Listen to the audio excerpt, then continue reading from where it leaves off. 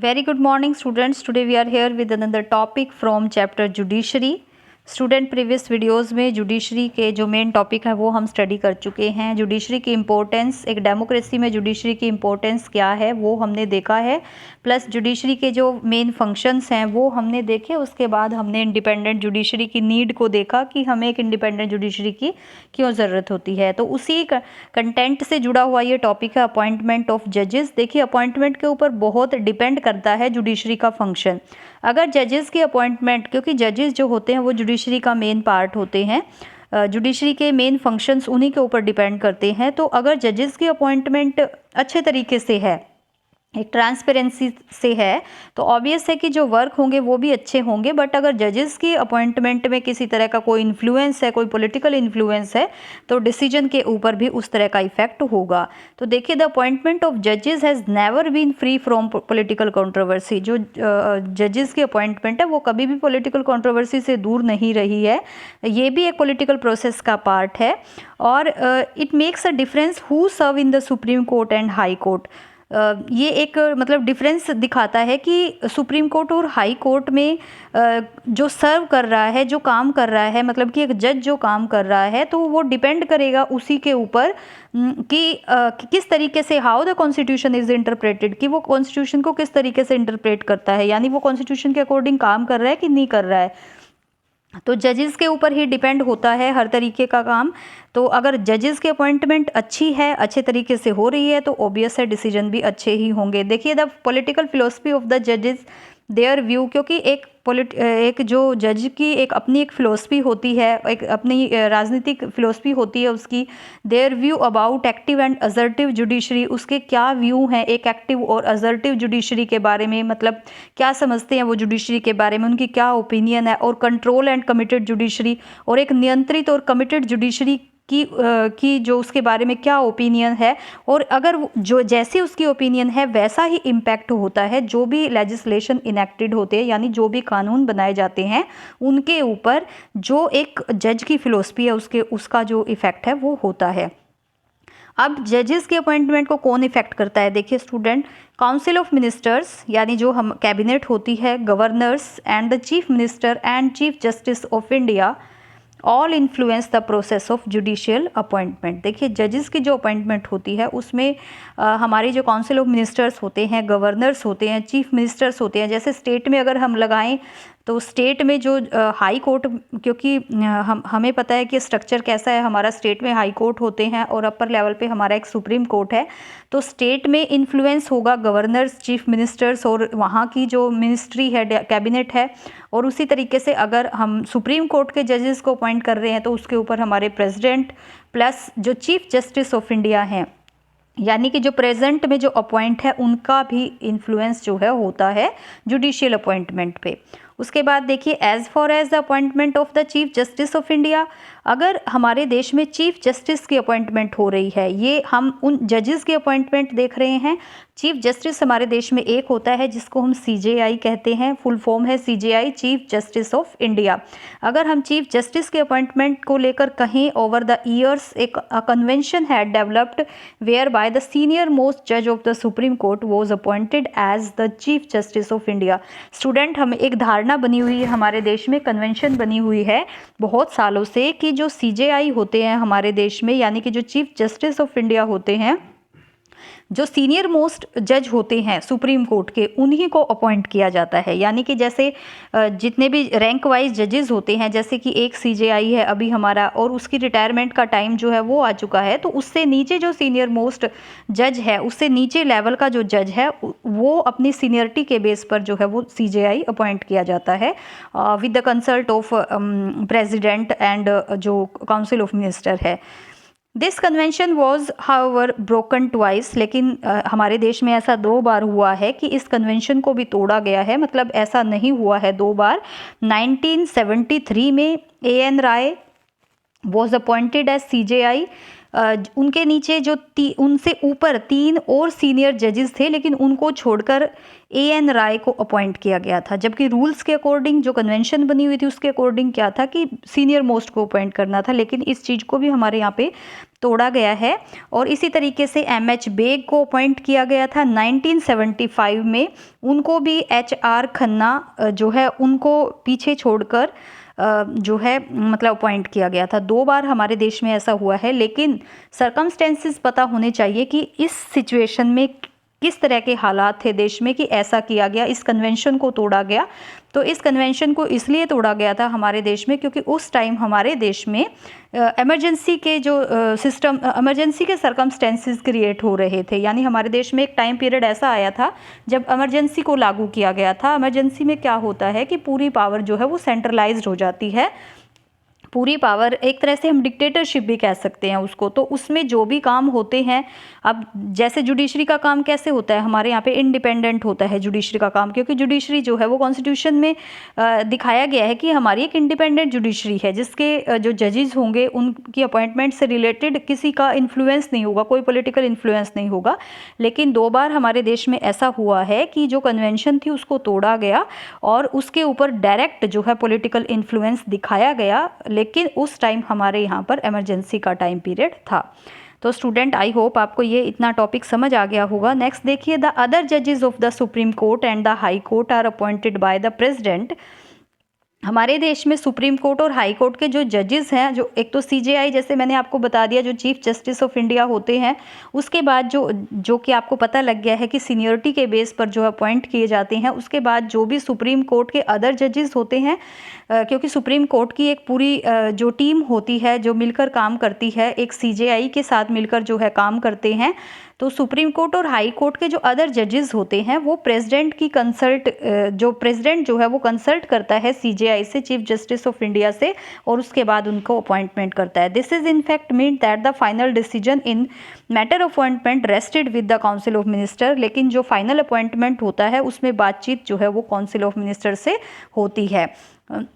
What then was the status of the consultation with the chief justice. तो इसमें question यही arise होता है कि अगर ऐसा है कि जो फाइनल डिसीजन है वो काउंसिल ऑफ मिनिस्टर के हाथ में है, तो फिर कंसल्ट क्यों किया जाता है चीफ जस्टिस के साथ। मतलब एक ऐसा क्वेश्चन जो है उठाया गया है कि क्या इम्पोर्टेंस है फिर इस कंसल्टेशन की कि उनसे बातचीत की जाती है।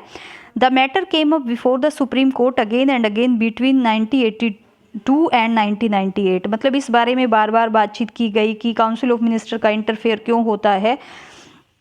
द कोर्ट, जो कोर्ट के चीफ जस्टिस है वो सिर्फ एक कंसल्टेटिव की जो रोल प्ले करते हैं, मतलब सिर्फ एक सलाहकार की हम कह सकते हैं भूमिका निभाते हैं। Then it took the view that the opinion of the chief justice must be followed by the president. लेकिन बाद में जो है डिसीजन लिया गया कि जो अदर जजेस होते हैं उनकी अपॉइंटमेंट में प्रेसिडेंट की जो सलाह है, प्रेसिडेंट को जो चीफ जस्टिस है उनकी सलाह माननी जरूरी होगी। The supreme court has come up with A novel procedure. तो एक नई व्यवस्था जो है वो हमारे यहाँ पर बनाई गई। It has suggested that the chief justice should recommend names of person to be appointed in consultation with 4 senior most जजेस ऑफ द कोर्ट। तो एक नया रूल हमारे यहाँ पर लाया गया कि जो चीफ जस्टिस होंगे वो क्या करेंगे, कुछ नेम रिकमेंड करेंगे, जिनका नेम वो रिकमेंड कर रहे हैं अपॉइंटमेंट के लिए, तो वो कोर्ट में ही जो उनके सीनियर मोस्ट 4 जजेस होंगे उनकी मतलब एक टीम बनाई जाएगी और वो मिलकर जो है डिसीजन लेंगे। Thus the supreme court was establish the principle of collegiality in the making recommendation for appointment. इस तरह से क्या हुआ कि एक नई व्यवस्था हमारे यहाँ पर बनाई गई स्टूडेंट कि जो 4 जजेस थे उनकी सलाह से जो नाम रिकमेंड होगा राष्ट्रपति जो है उनको अपॉइंट करेगा।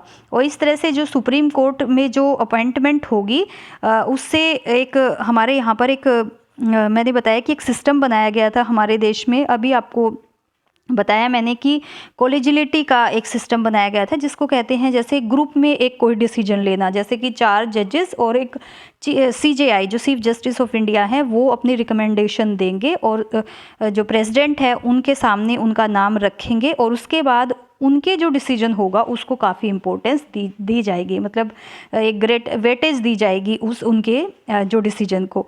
Thus, in matter of appointment to the judiciary, the Supreme Court and the Council of Minister play an important role। इस तरह से स्टूडेंट हम कह सकते हैं कि जो अपॉइंटमेंट होती है जुडिशरी में जजेस की, उसमें सुप्रीम कोर्ट के जो CJI होते हैं प्लस काउंसिल ऑफ मिनिस्टर, दोनों का ही रोल काफ़ी इम्पोर्टेंट होता है। तो आई होप आपको ये समझ आ गया होगा कि ज़्यादातर जो है हमारे यहाँ पर जो CJI यानी चीफ जस्टिस ऑफ इंडिया हैं, उनकी रिकमेंडेशन को काफ़ी माना जाता है, और उसके बाद उनके रिकमेंडेशन से जो नाम सजेस्ट किया जाता है वही नाम हमारे प्रेसिडेंट और जो काउंसिल ऑफ मिनिस्टर है उसके पास लेके जाया जाता है। और एक रेयर ही ऐसा होता है कि उनके मतलब उनको नेगलेक्ट किया जाता है उनके डिसीजन को, अदरवाइज जो अपॉइंटमेंट होती है वो उनके अकॉर्डिंग होती है। इसी के साथ रिमूवल ऑफ जजेस जो जुड़ा हुआ है, जैसे कि हमने देखा था कि इंडिपेंडेंट जुडिशरी की सक्सेसफुल जो वर्क होता है वो कैसे होता है कि अगर जजेस को ये जजेस इस बात से सेटिस्फाई होंगे कि उनका जो टेन्योर है वो फिक्स है, ऐसा नहीं है कि उनको अपनी मर्जी से कभी भी हटाया जा रहा है, तो उनके हटाने का भी एक बहुत ही टफ प्रोसेस होता है।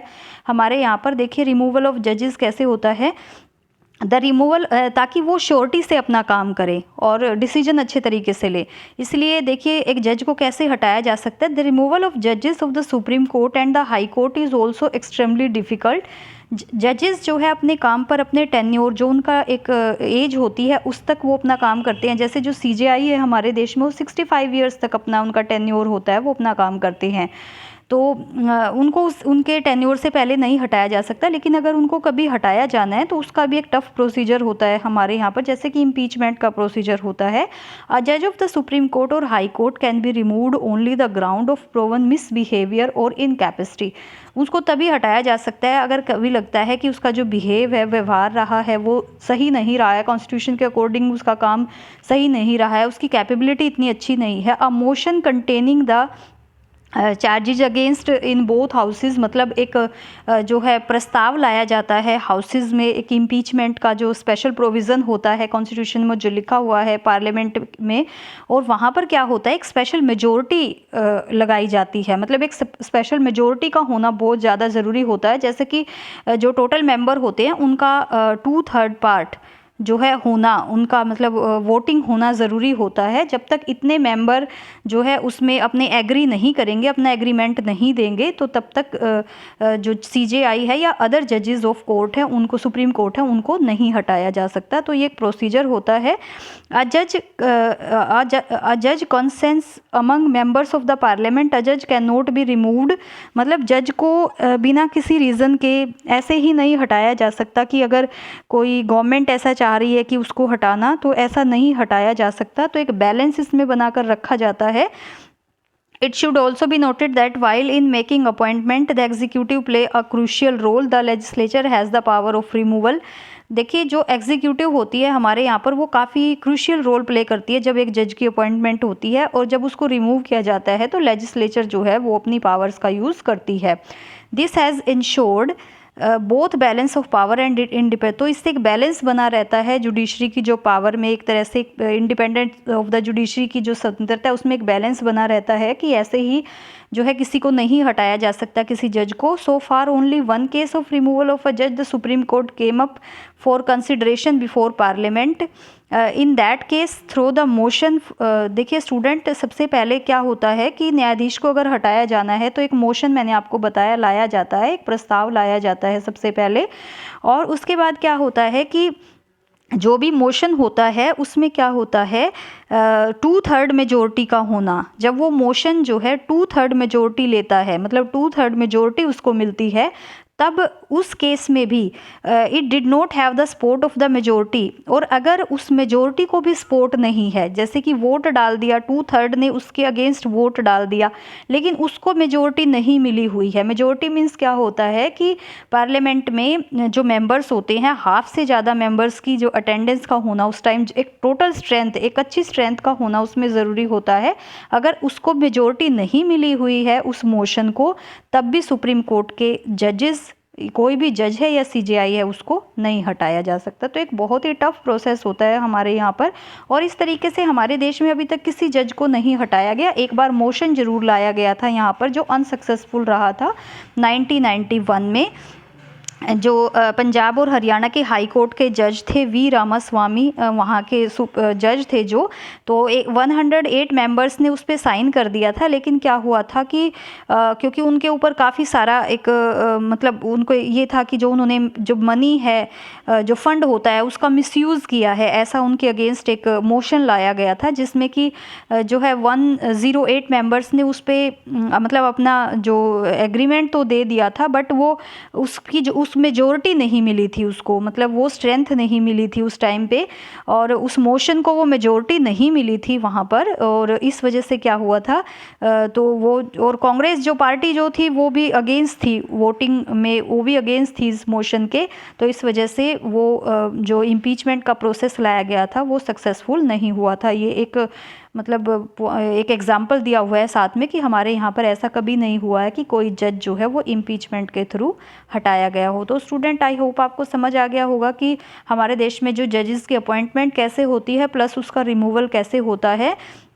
अपॉइंटमेंट के लिए क्या होता है कि जो काउंसिल ऑफ मिनिस्टर है प्लस जो हमारे सीजेआई है और उनके साथ जो 4 जजेस होते हैं उनकी रिकमेंडेशन का होना बहुत ज़रूरी होता है, उसको प्रेफरेंस दी जाती है और प्रेसिडेंट जो है वो उनकी रिकमेंडेशन को मानते हैं। इस तरीके से अपॉइंटमेंट होती है।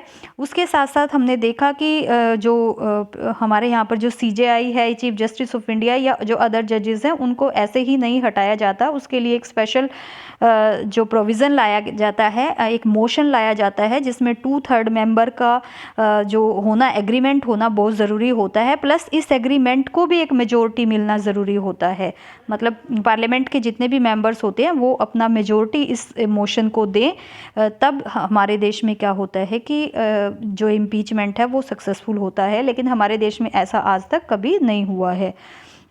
उसके बाद स्टूडेंट, बहुत ही इजी सा टॉपिक है स्ट्रक्चर ऑफ द जुडिशरी।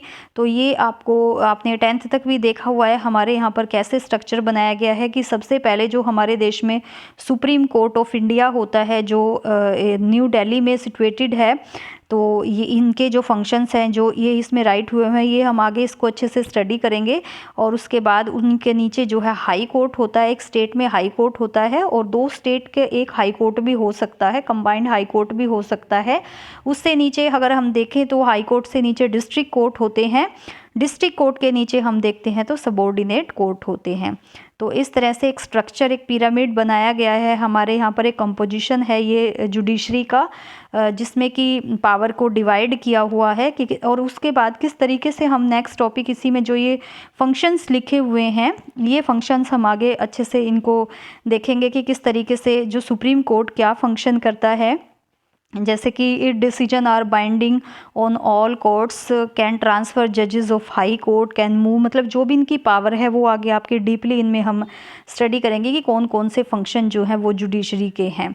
तो स्टूडेंट, आई होप इतना टॉपिक आज आपको क्लियर हो गया होगा। ये टॉपिक आज आप अपनी बुक में से अच्छे से रीड करेंगे और समझने की कोशिश करेंगे।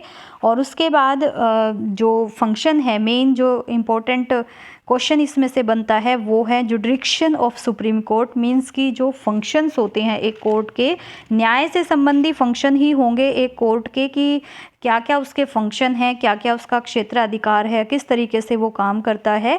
तो बहुत सारे काम हमारा जो सुप्रीम कोर्ट है इंडिया में वो कर रहा है। वर्ल्ड का सबसे पावरफुल कोर्ट जो है वो माना जाता है। तो नेक्स्ट वीडियो में 1 बाय 1 जो भी फंक्शंस हैं वो हम इसमें कवर करेंगे। आज की वीडियो को आप बहुत अच्छे से सुनिए। अगर आपको समझ आ रही है तो आप अपने खुद से नोट्स बनाने की भी कोशिश कीजिए। Thank you so much.